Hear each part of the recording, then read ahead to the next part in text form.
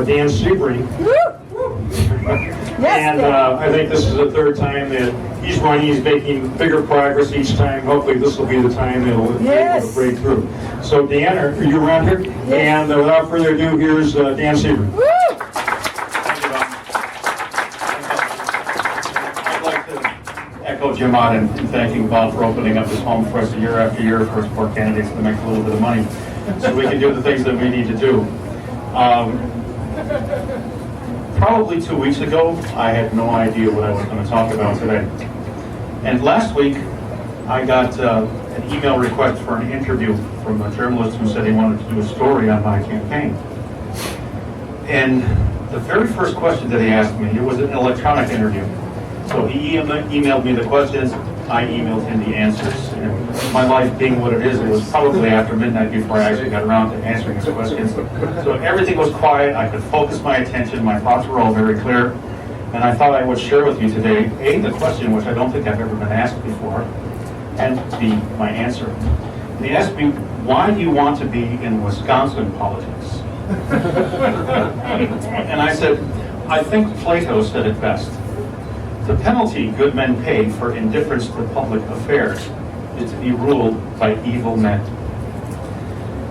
Turning the clock forward, I think for obvious reasons we can include women in that equation. And frankly, for a large portion of my adult life, I've been guilty of that indifference. I became aware of the folly of that indifference very quickly after opening my auto repair business in 1993 here in the city of Milwaukee. It didn't take very long for a local bureaucrat to come to my shop and start throwing her weight around by ordering the Department of Neighborhood Services to do unwarranted inspections of my property, which, as it turned out, were actually a violation of my civil rights. Now, I found out who the proper authority was, and I called them.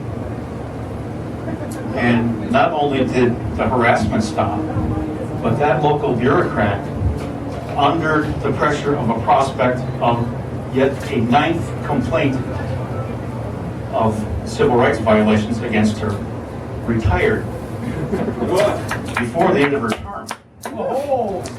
Now my eyes were open both to the abuses that can take place in government and the fact that one person can make a difference. Yes. I fought City Hall and I won. All right.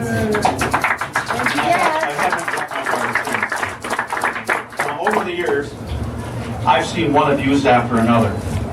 Some from City Hall, like the proposed handgun ban of 1994 in the city of Milwaukee. Some from the County Board of Supervisors, like the pension scandal and subsequent recall of Tom Eamon, which was ultimately successful in his stepping down, and Scott Walker getting elected county supervisor, which led to his being elected governor. Those coming from Madison back in those days were too numerous to mention. If you Google Jim Doyle administration scandals, you get 3,770,000 results. And it was during that time that I became acquainted with conservative activists and politicians. To quote the Whig politician and statesman who was often regarded as the father of modern conservatism, Edmund Burke, when bad men combine, the good must associate.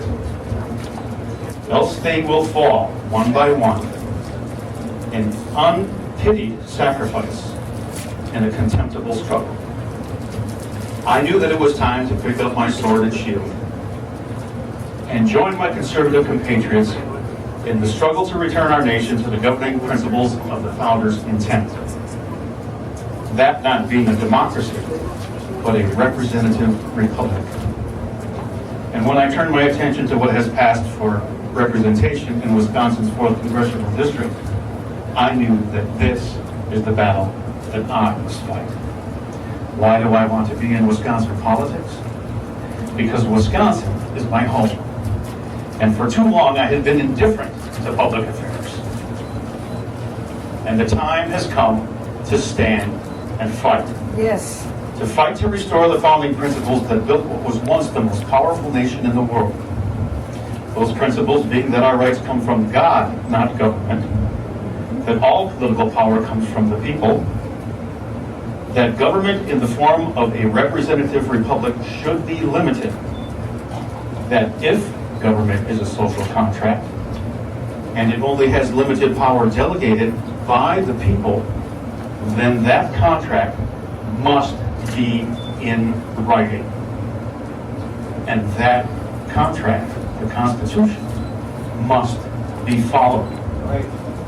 Finally, that true liberty would never allow the government to come at any time and take a person's property. Future generations deserve better than what's being left to them, and citizens today deserve better than what they're getting. In Wisconsin, we're working to correct that situation. That's why I want to be in Wisconsin politics. Thank you very much.